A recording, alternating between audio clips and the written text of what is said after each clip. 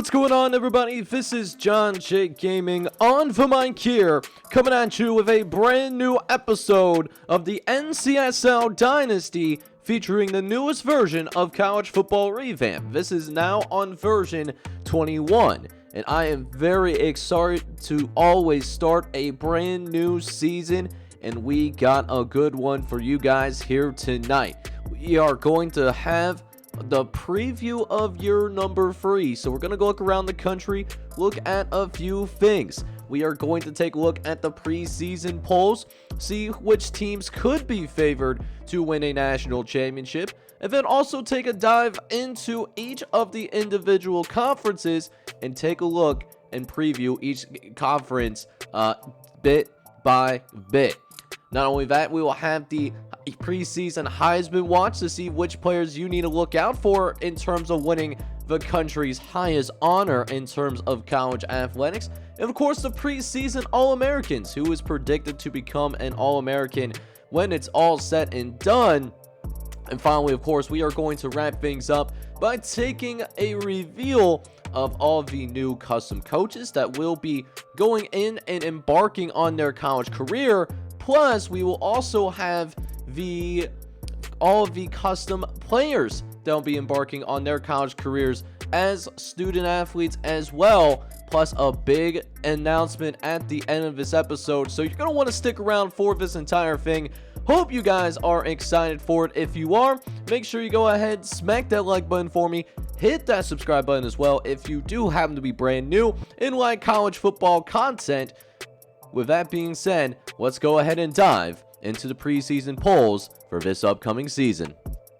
So here we are taking a cold hard look at the preseason polls. These are ranked from 1 all the way down to like 128. I think that's the number of teams that are in this game.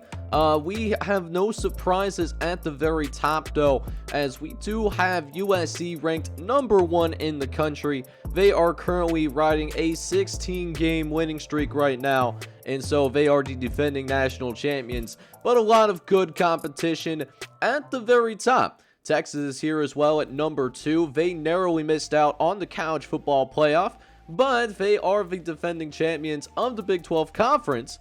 Speaking of that college football playoff, there's Georgia looking to get farther than the first round of the college football playoff as well. They were the SEC champions. Speaking of teams bounce in the first round, we have Nebraska coming in at number 4 in the country. They are the defending champions of the American Conference, and also one of your custom coaches is here now, offensive coordinator George Gentry. He comes from the University of Hawaii. As for Ole Miss, they come in ranked number 5 in the nation. They are champions of the Sun Belt, and they made it to the semifinal of the college football playoff before falling to Ohio State. UCLA comes in at number 6. Ohio State at 7 nearly won the national championship, but they fumbled the bag in the last few minutes of the game to USC. They are the defending champions of the Big Ten. Michigan at 8. Alabama comes in ranked number 9 in the country. LSU at 10. Washington at 11. Miami at number 12. They got into the college football playoff as a wild card, and they lost in the first round of college football playoff this year. They'll look to get back on track and try to reclaim that national crown. At 13 is at Penn State. They won the Conference USA last year, but fell to USC in the first round of the college football playoff, but they were a team that lost to the eventual national champions. Minnesota at 14 made it to the semifinals of the college football playoff. They also got in as a controversial wild card, but that being said, this team did beat Nebraska in the playoff and gave USC a very competitive game as well. At number 15 is Arkansas, 16 at Florida State, 17 is Oregon. They might have some questions on the offensive side of the ball, but still highly regarded with a very solid defense to work off of. Maybe a team that could fail to meet expectations if that offense doesn't mature quickly, and they'll have a tough week 1 challenge as well. And that would wrap up your teams that have a realistic shot of winning the national championship this year. It's probably going to be down to those 17 particular teams as we take a look at the rest of the top 25, and this is what we have going on right now. Other teams of note that are located throughout this preseason poll, we do have BYU, for example, who is ranked number 36 coming into this season. They are the defending champions of the Mountain West and were at least in the top 25 before losing to UCLA in the Las Vegas Bowl. Tennessee is also ranked number 44 in the country, but have a very explosive offense out there in Knoxville, Tennessee. They come in as the defending champions of the MAC Conference as they're trying to build that conference brand. But now that we had a chance to take a look at the preseason top 25, let's now go ahead and take a look at some of actually all of the conferences here in the NCSL. With what we got going on right now, we will start with the ACC, and we'll start specifically in that Carolinas division. Now, Clemson won the conference last year. They ended up, getting that Carolinas division title, and I think this is going to be a conference that is going to feel pretty open. Clemson is at the very top right now, but there's some other teams that are right there with them. Virginia Tech, for example, is right in there. Charlotte, they may not have the same team as they've had in the first couple of years of the NCSL, but this is still a very solid program and could still make some noise in spite of that. South Carolina just got a new coaching staff as well, so they'll be looking to earning back some respect in terms of ACC supremacy. And of course, Wake Forest shouldn't be completely counted out either. They certainly have some guys, and if the rest of the team can come advance forward and progress as a squad, Wake Forest could be a sneaky pick for the Carolinas. The only team that I really don't see winning this division is Appalachian State. They are currently still in their rebuild. But now we'll go ahead and move over to the Commonwealth Division. We have North Carolina at the top right now, but they did not win the Commonwealth Division last year. It was actually North Carolina State, which somehow only remained as a one-star school. I don't really understand that. I would figure going to a conference championship game would help that program prestige a little bit, but that didn't really happen that way, did it? So looks like North Carolina is the odds-on favorite to win the Commonwealth Division, but whoever gets second place will be really interesting, as there's quite a few bottom feeders out here. Could be really interesting to see who's right behind North Carolina, but I would be shocked if the Tar Heels don't make it to the conference championship this year.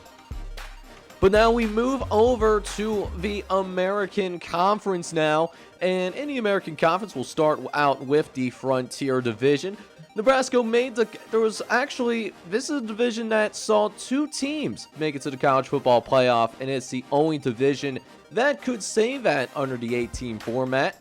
Nebraska got in by virtue of winning the American Conference. It was a top 5 conference last year, so they are at the top of the division right now. But Minnesota was a team too that was the type of team that got in, and these two teams actually played against each other too. They played in the regular season, they played in the college football playoff. Minnesota did end up winning both of those games. Now, as for the rest of the Frontier Division, third place could be interesting, as Missouri does have a pretty explosive offense to go with it, but their defense will need to catch up. And then the rest of the division is not really much to write home about. This is pretty much going to be a 2-team race, in my opinion. As for the Lake Division, we have the Iowa Hawkeyes. Iowa did not make it to the conference championship last season. That actually belongs to Bowling Green, but it looks like Iowa will have the inside track to start the season, as they're the only team ranked in the top 25. But Wisconsin is still a pretty good program. They're a 5-star program going in, so Wisconsin certainly can't count them out to win the Lake Division. Bowling Green, not too shabby either. They actually made it last year. They have an All-American in Jake Shaw at the running back.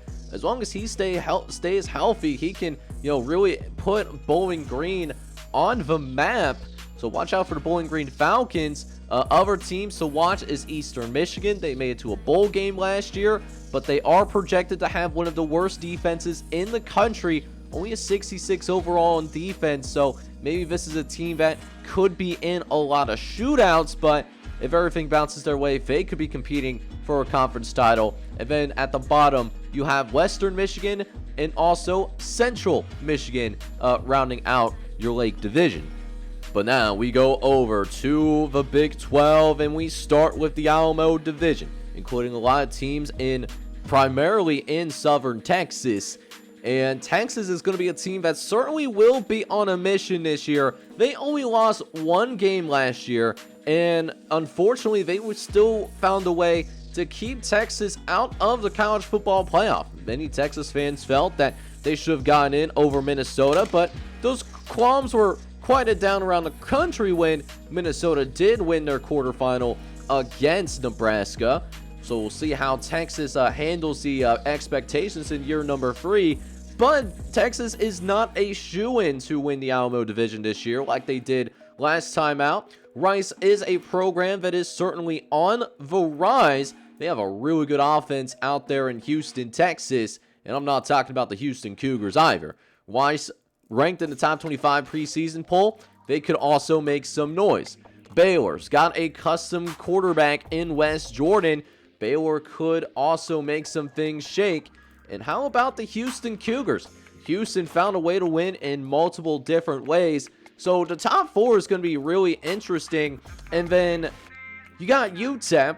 And UTEP had a great year last year, but not really reflected in their recruiting. They're going to have a really difficult time scoring points. UTEP is going to have to lean on its defense if they are going to be remotely competitive this upcoming season. And then rounding out your group is Texas A&M, who's got a decent football team, and UTSA, who's considered a bottom feeder of the Alamo Division. But now we go over to the Lone Star Division, and the Lone Star could be a pretty interesting place. This is a division that saw Tulsa win it all last year. Oklahoma did underperform spectacularly, and that tone was set when they lost to Hawaii in the year opener. Again, George Gentry caused that. North Texas currently favored to win the Lone Star Division. They got a pretty good offense as well, kind of built in a similar way that Rice is built in that regard. But of course, can't leave Oklahoma out of conversation. They are believed to have the better team, but North Texas seems to have a better culture right now. So North Texas is the favorite because of that. Other teams to consider that if the things fell right in their lap, they could have a great year as well. TCU got a strong offense too, but they're going to be looking to bounce back from a 5-7 campaign. Texas Tech's got a decent squad. Tulsa, your defending Lone Star champions, not really being considered. They really fell off from last year, and I think even though Tulsa won the division last year, I think they're going to struggle here in year number 3. And also teams that could struggle too is Oklahoma State and the SMU Mustangs. That'll round out your Lone Star Division. Meanwhile, we now go to the Big Ten, and all eyes, at least in the Buckeye Division, are on Ohio State. This was a team that was just a few minutes away from winning the national championship last year. They almost pulled off that upset against USC.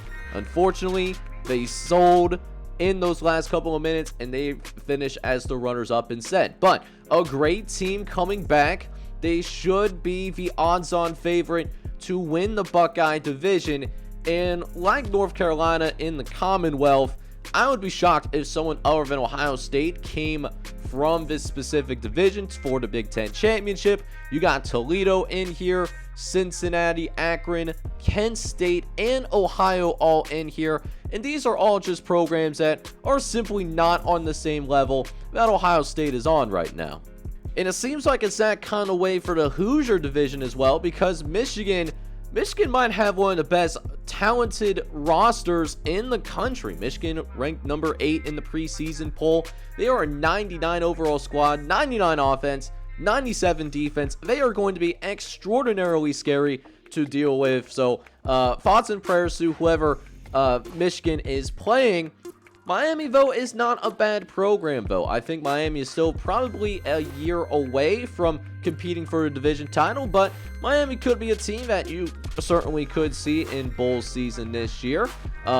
As for who else could be fighting for second, Michigan State is a solid program as well. And as rounding out your group, you got Purdue, you got the Indiana Hoosiers, who really lost a lot of talent on offense, so like UTEP, they're going to have to lean on that defense. And the Ball State Cardinals, who are looking to rebound from an absolutely putrid 1-11 year. But now we move ourselves over to the Conference USA, and we'll start with the Colonial Division with that northern part of the northeastern part of the southern part of the northeastern part of the United States, with one special exception. We got Rutgers to get things started here, as we do have Rutgers favored to win the Conference USA this year. This was a division that was won by Maryland, and I think Maryland is still a dark horse to win this division once again, but it certainly is going to feel pretty open. Navy does have a brand new coach, but Navy is still a pretty talented team with their new head coach. I am curious, though, to see if they maintain the triple option, or if they do decide to go ahead and change their offense up a little bit, try to modernize it for today's college football. Other teams in the Conference USA is James Madison, Temple, they're a two-star program as well, and at the bottom is Texas State, but there's certainly a gap between the bottom of the division and the top of the Colonial Division right now. Meanwhile, for the Union Division of Conference USA, Penn State was the ultimate representative for the conference in college football playoff in year number 2. They will be having on their heels the Syracuse Orange, who were the representatives in year number 1. But that being said, I think Penn State is of course the favorite to win this division once again, and possibly to win Conference USA for the second time in the last couple of years. But we'll take a look at the rest of the division real fast. Army could make some noise, but they got to get some consistency over there. They're upsides that they win the Conference USA, but not always guaranteed. Pittsburgh looking to bounce back after a really tough year, one in which they only went 4-8. And then, of course, you have Buffalo and Boston College at the bottom of the Conference USA Union Division. Taking a quick peek at the independents real fast, though. There's only 2 teams that are independents, one of which did make bowl season last year. Louisiana Monroe was ranked in the top 25 towards the end of the year. They're a 2-star program. And then San Jose State pulled off some upsets, and they're also a half-decent program themselves. So we now take the time to go through what was considered the weakest conference in college football the first 2 years of the NCSL, and we'll start specifically with the Blues division, with teams from the likes of Tennessee and Kentucky. Now in the Blues division, you got Tennessee, that is they're really the bearer of the conference, it seems like, and they were really good in conference play, but in non-conference play was a different story, and that's a big reason why the MAC was so bad from a ranking standpoint compared to the rest of the NCSL. Now Tennessee, they should have an extremely explosive offense this year, a very good team, matter of fact, so they should be able to make a little bit more noise within non-conference play. But again, that beginning part of the season is critical, because if you look at the rest of this division, there really isn't another team that is really expected to compete with Tennessee. So I do think that this is going to be one of those one-team ponies for the Blues division. Expect Tennessee to be represented in the MAC championship. Now for the Great Lakes division, that might be a little bit more different of a story, as I think the Great Lakes division is truly open. Looks like it could be as much as a 4-team race. Now, Notre Dame, they're the biggest brand of the Great Lakes division, so it's very much possible that you see Notre Dame hold it down. But that being considered, there's a few other teams that could challenge. Marshall has a solid program. They're up to 3 stars now. Gonna need a lot of development, and they need to grow up quickly. but Marshall could make some noise in the MAC. How about Northern Illinois? They had a solid football team, and this is certainly a program on the rise from the past couple of years. They've really seemed to improve under Thomas Hammock and company. West Virginia as well. West Virginia actually did make the conference championship, but lost to Tennessee. They'll look to reclaim that Great Lakes crown as they look to hold it down for this part of the MAC. And then rounding things out, you got Illinois, and then Northwestern. And Northwestern, just like in real life, might be one of the worst programs in college football right now, at least within the NCSL. But how about a conference that was absolutely underrated last year? We got to talk about the Mountain West. The Mountain West had some very good football played, even though they didn't get a lot of national exposure necessarily. UNLV, they are defending champions of the Desert Division of the Mountain West, and they look to win it once again as they are favored to win out here and be represented in the Mountain West Championship. Some other teams that could compete include Arizona. Arizona had a very good second half of the year last year. Almost got them ranked because of it. New Mexico, also on that same boat, had a great second half surge. Fortunately, could not win in their bowl game out in Honolulu, Hawaii. But New Mexico looking to be a pretty solid team. Colorado, they won the Mountain West in year number 1, but a very disappointing year number 2. But they're looking to bounce back like Jay Sean. And we have Arizona State. So a very open and competitive division of this upcoming season that should see some intriguing football that we'll definitely take a look at in studio updates. And then of course Air Force, which, you know, they exist, but I don't expect them to win the Mountain West this year, to put it lightly. Now for the Mountain Division of the Mountain West, BYU was the team that won this conference last year, but some good football being played out here. It was a 2-team race between BYU and, of course, Colorado State. Now, I don't know if Colorado State is going to be any good. They lost a lot of talent from that team that, honestly, if they didn't lose to BYU and they went on and win the Mountain West, they could have found themselves in the college football playoff. But now Colorado State looks like it's a new cast of guys. We'll see if they can continue to success. But some other teams that could compete include Utah. Utah, we did not see in bowl season in year number 2. They'll look to make sure that does not become a habit. They could be some dark horses to win the Mountain Division. Boise State, a great program, but not a great team right now. Just a 79 overall, but Boise State has one of the best cultures in the Mountain Division right now. And then the other 2 teams that I don't expect to compete right now for the Mountain Division is Wyoming, and then of course Utah State as well. Wyoming, of course, on the up and up. They almost found a way to become bowl eligible this past season. But the most difficult conference in all of college football last year was the Pac-12, and I expect it to remain roughly the same this upcoming season.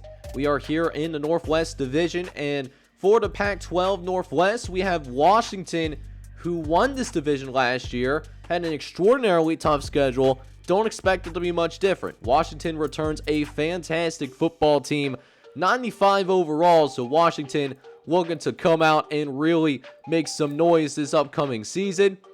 Oregon, I'm really interested with what happens with Oregon. We talked about in the preseason polls, if there was a team in the top 25 that could disappoint, I think it could be Oregon, because I don't think that they're explosive enough on offense. However, the culture is certainly there at Oregon. The defense is solid. So while I don't expect Oregon to be this top 25 team that they're at right now, I do expect to see Oregon in a bowl game. And if they do win 6 games in this difficult conference, we will at least be likely to see them go bowling. Now, Nevada is a team that's also interesting, and while Nevada is not as talented as they were last year, Nevada could more than certainly compete in this division as well. I thought that Nevada was a team that fell short in year number 2. They thought they could have been a team that did a lot better than what it actually did. Did not happen for them, but Nevada still a good program out there as well as they look to compete in the Northwest. The California Golden Bears, however, want to be considered one of the elites of college football. finishing better than 4th in their own division would allow them to build upon that case. And then for the other two teams, and this is a pretty solid bottom as well, you got Oregon State, who's a 3-star program, and then Washington State's probably the worst team in here, but Washington State is not the worst program in the world either. Now, in the Pacific, we know what's going to happen in the Pacific. It's going to come down to that Battle of LA, it seems like. As USC, they're defending national champions. UCLA almost won a national championship in year number 1 as well. So these are two very good programs in the Pac-12. And to have two in the same city is absolutely crazy. Battle of LA definitely going to pop off when these two teams play each other towards the end of the season. Don't really expect anyone else to compete with these two teams. Although Hawaii is better, Fresno State is a little bit better. There's a lot of meh in the Pacific Division, but USC and UCLA are so good, they really elevate not only this particular division, but the rest of the conference as well. Only 2 more conferences to go out and preview. We have the SEC and the Sun Belt. We'll keep it in the SEC for right now as we take a look at the Peach Division for now. Georgia won the SEC last year, but was bounced early in the college football playoff. Expected to come out and win this division once again, as the other programs are still trying to catch up to Georgia. These programs are not expected to compete with Georgia necessarily this upcoming season. If Georgia does not win this division, I would be extraordinarily shocked. They have one of the best rosters in the country, so I expect Georgia to certainly be in that college football picture yet again. As for the Sunshine, it's really much of the same thing. I think Miami is going to be that team that once again makes it to the SEC championship once more. Florida State is a good program.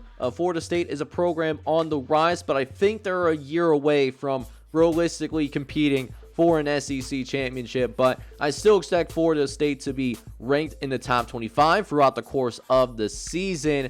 And then for the other teams that are in here, you got Florida, ranked number 18 in the country, FAU, UCF, and the USF Bulls. So not as bad as the rest of the Peach Division outside of Georgia. But the SEC is certainly a little bit on that top-heavy side. But the last conference that we have on deck is the Sun Belt, and this is one of the few conferences that does have 14 teams instead of 12. Now, last year, Tulane ended up winning this division, but they were picked to finish in 4th. Granted, Tulane is certainly more than capable of winning this division once again, but you want to talk about competitive balance, there's certainly some competitive balance in the Bayou. LSU, a team that is a favorite to win, and they're ranked number 10 in the country, but there's other quality programs as well, even programs that might not be ranked. Arkansas is certainly one of those programs. Arkansas State is another good program too, unlike in real life. Tulane is a good football team too. They nearly beat Ole Miss in the Sun Belt Championship. If Tulane won that game, they were going to be in the college football playoff, but it didn't happen that way. And even in the bottom half of the division, Louisiana Tech is not bad, Memphis is not bad, and then Louisiana is not bad either. So this is a very well-rounded division that is going to have some very good football being played in this upcoming season. Now, as for the Dixie, well, the Dixie is going to be a little bit more top-heavy. I think the Dixie is going to ultimately come down to just a couple of teams. Ole Miss is one of them. They are a 5-star program, went to the college football playoff last year, and are the defending champions of the Sun Belt. Alabama, on the other hand, still a good team. Not a great team, though. I think Alabama is the only team that's got a good shot of competing with Ole Miss this upcoming season. They are going to be without Curtis West, who is one of the best quarterbacks, at least from a physical tool standpoint, in the country. So how do they live without that starting quarterback is going to be a really big question on a lot of people's minds. They are ranked number 9 in the entire country, although South Alabama, they're ranked number 22, so they are getting some respect from the national media, but I don't have any realistic expectations of them being in the Sun Belt Championship this year. As for the rest of the Sun Belt, you got Southern Miss, who's ranked number 23 in the country.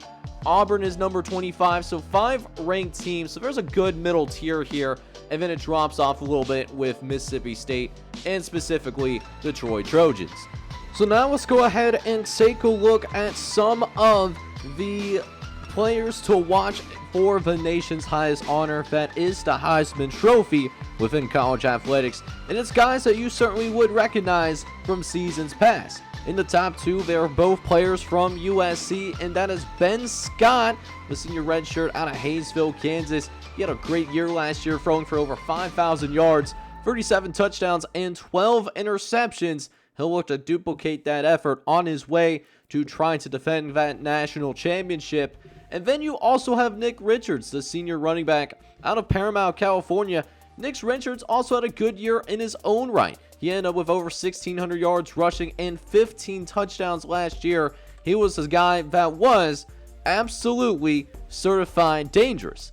Meanwhile, you got the quarterback, Chase Ingram, out of Perrington, Texas. Chase Ingram with an excellent season last year, led Texas to a 13-1 record.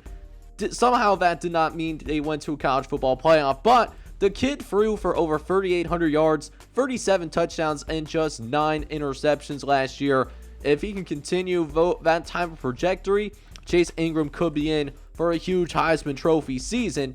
And rounding out your group is Jason Forwarda, the junior out of Newton, North Carolina. He plays for the Ole Miss Rebels. And Brian Daniels, the senior redshirt out of Vallejo, California. He plays for the UCLA Bruins.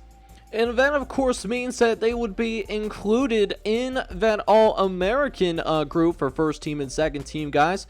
We'll check in on the first team All-Americans real fast, though, as few names you would already recognize. Ben Scott, Nick Richard, Justin Forwarda are in here. And maybe some less memorable names. Vincent Montgomery, for example, he's a senior redshirt out of Northern Illinois.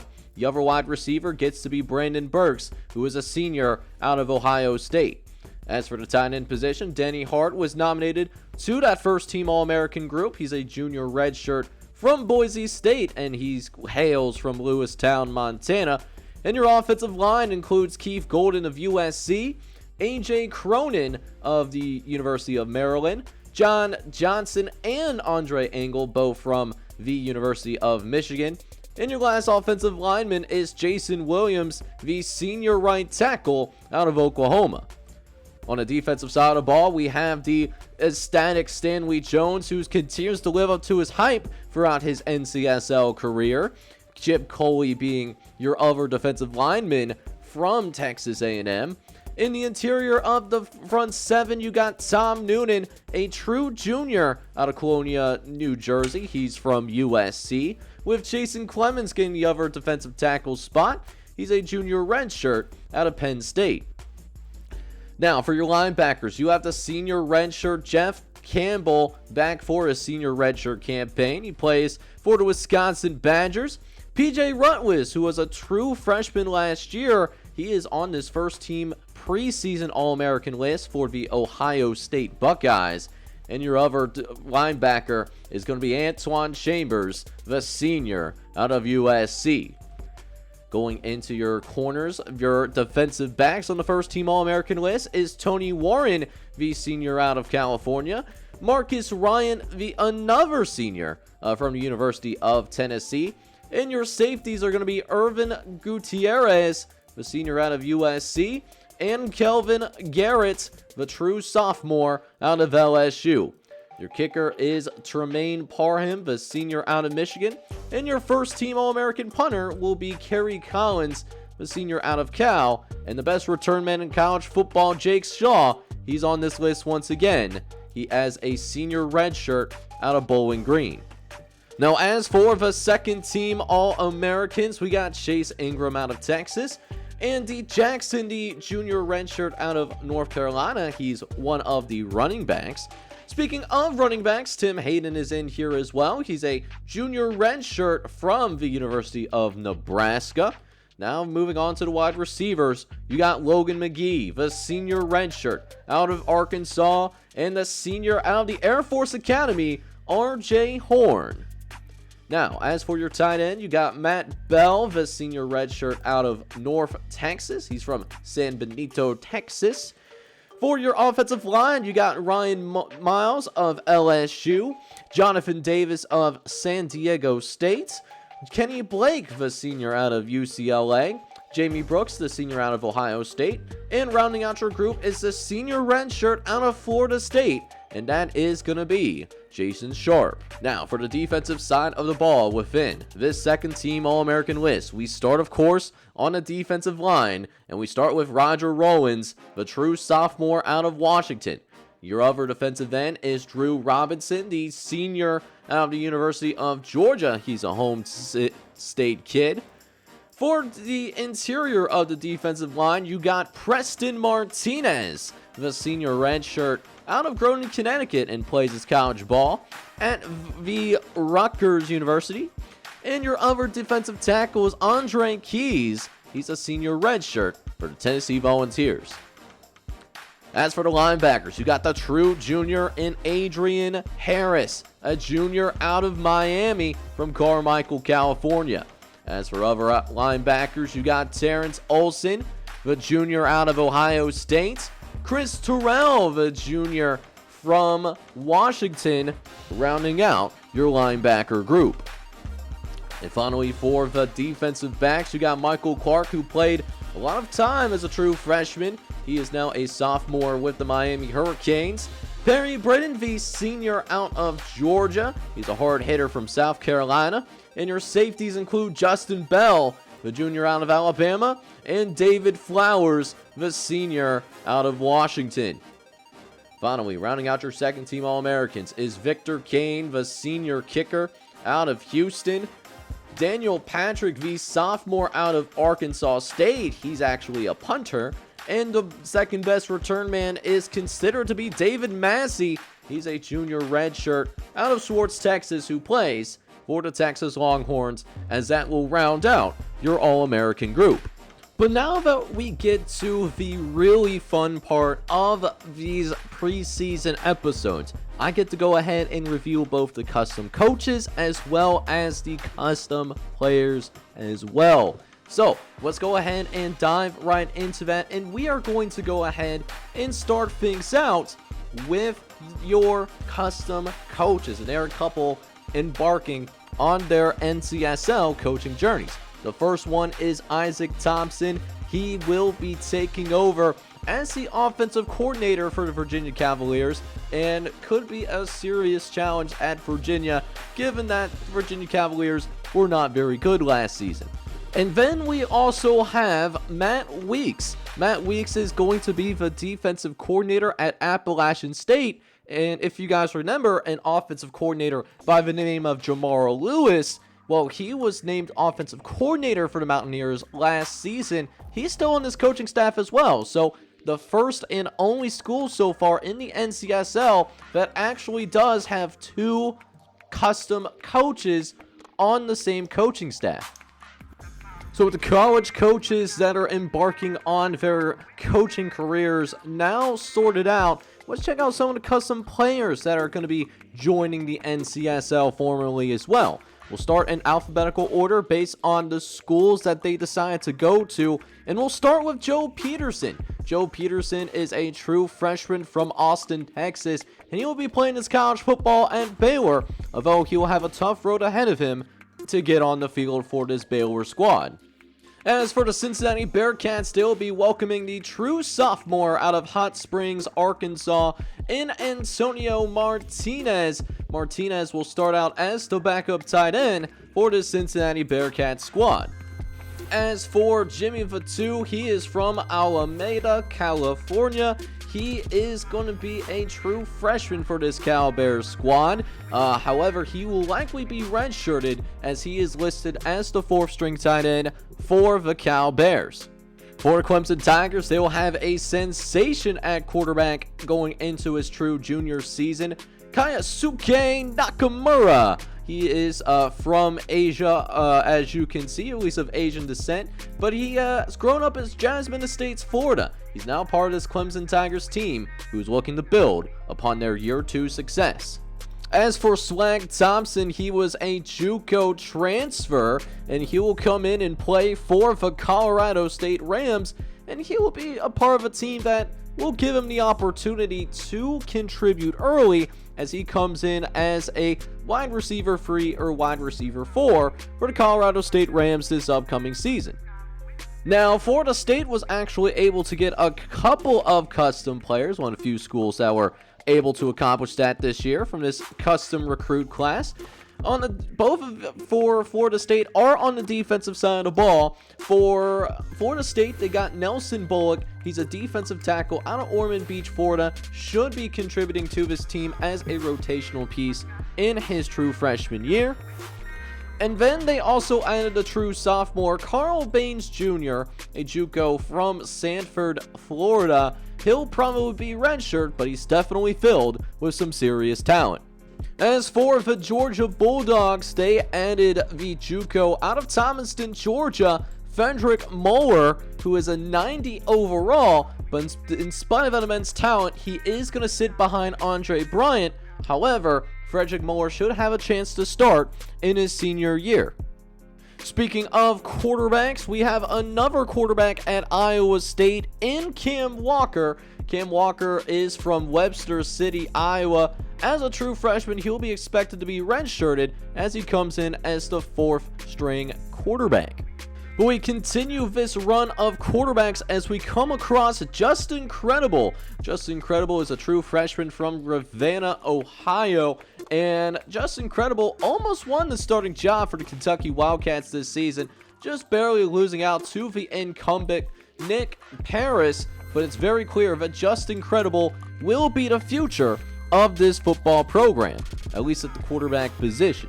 But you want to talk about a guy that will be starting right away. We got the JUCO out of Village St. George, Louisiana, Deshaun French, and he is a bona fide killer. Well, not the most athletic linebacker that you will see on the field. He's got insanely good instincts, and he is the starting left outside linebacker for the LSU Tigers. But now we move on to the Miami Hurricanes, and Miami did also bring in 2 of your custom guys over the offseason, one of which is Tyrell Smoochie Wallace. He's standing at 5'9", 188. The true freshman out of Cedar Falls, Iowa, is someone that won the starting job as the wide receiver 2, so he'll be getting plenty of playing time, but he'll need to utilize that speed because he does not have that elite size. However, at quarterback, Trevor Vaden will have a tougher time getting on the field in his true freshman season, as Trevor Vaden from Olympia Heights, Florida, he is going to be listed as the 3rd string quarterback as of right now. And then you have Fred Morris IV going to Michigan for his senior and only year of college football, but he's going to make the most of his opportunity though. Fred Morris IV is a 99 overall quarterback. He's got some really good athleticism as well, so watch out for him to definitely make some noise at the NFL someday. As for Michigan's rival in Michigan State, they added Jacksomirius Tactratix from Munster, Indiana. He is the best freshman in Michigan State's recruiting class from a talent standpoint. The 71 overall, though, will likely be contributing on special teams or getting redshirt in his true freshman campaign. Now, as for the New Mexico Lobos, they added Roberto Castro out of Corpus Christi, Texas, home of the TCU Horned Frogs. Only 3 defensive tackles on this roster, so Roberto Castro has an opportunity to get some early playing time for the Lobos out in the Mountain West.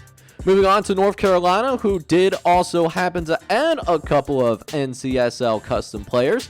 We start at right guard, where we find Ricky Lambada out of Groveton, Virginia. The true freshman is a massive human being at 6'4", 345 pounds, but he does need to work on his fundamentals. Could be a very good player for the North Carolina Tar Heels one day.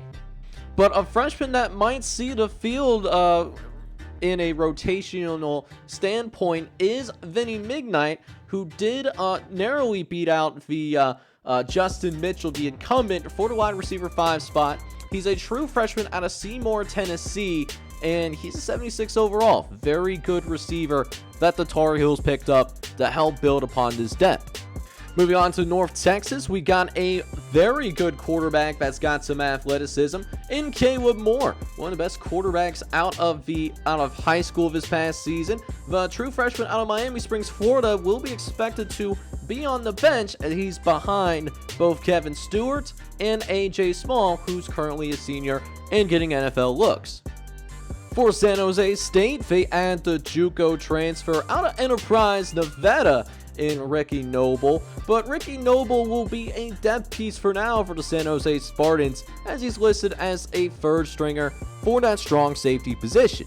As for the Orange of Syracuse, they added a true freshman scrambler out of Darlington, South Carolina. Ronald Williams will be joining the team, and he did make the 70-man roster, but he will be a third-string quarterback for now, sitting behind Michael Estes and Ernest Carter.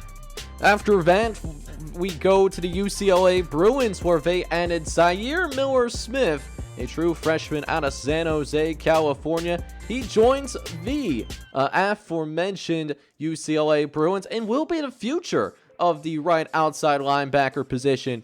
As of right now, as Luke Barnes, the current starter, well, he's going to graduate at the end of this season.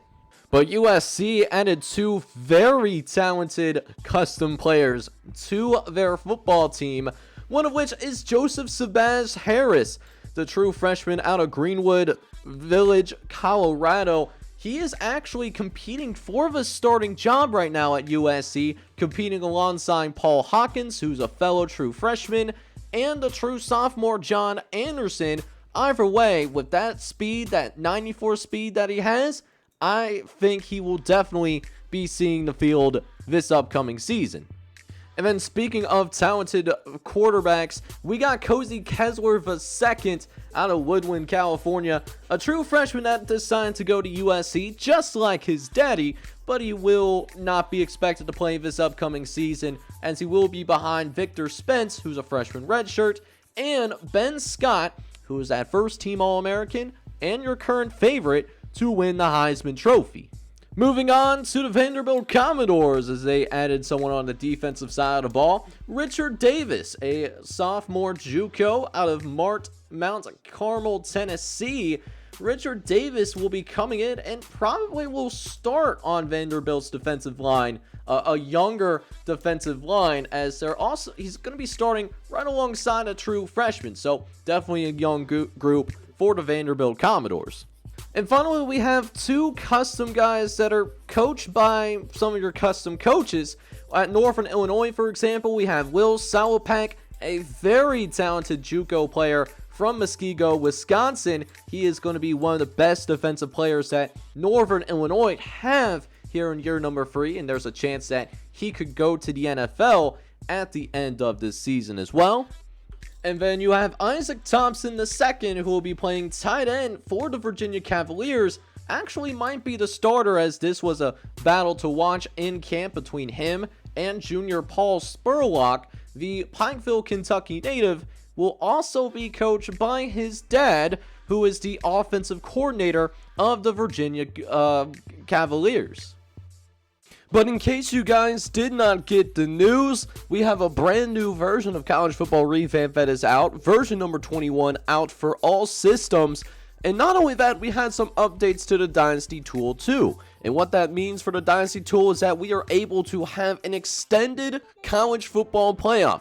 So what that means for the NCSL going forward is that we will no longer have an 8-team playoff in order to decide who wins that national championship. It will end up being a 12-team playoff for this year to take full advantage of that. And that means that we have more teams that have opportunities to win that national championship. And because we have 12 teams as well, how we're going to structure it within the NCSL moving forward is that it's very simple. If you win your conference, regardless of what conference you come from, you will go to the college football playoff it'll work in a similar fashion as March Madness for college basketball. As for the other 2 slots, they will remain as wild cards, so more teams will be in it going forward in terms of going to the college football playoff. It means a lot more. And that is all we got here today. I hope you enjoyed this episode. I hope you enjoyed this amazing announcement too, with us extending the college football playoff from 8 teams all the way up to 12 now. So I'm extremely excited about that. If you're excited, just not only for this college football playoff to be extended, but also just in general for season number 3 to get underway, I need you guys to go ahead and do me a massive favor for me. Hit that like button, and then also hit that subscribe button as well if you do happen to be brand new to the channel. You're a fan of college football gaming as well. I'm sure you are if you made it all the way to the end of this video. And with that, this is John Shake Gaming on the mic signing off, but hope you guys are all out there having a good one.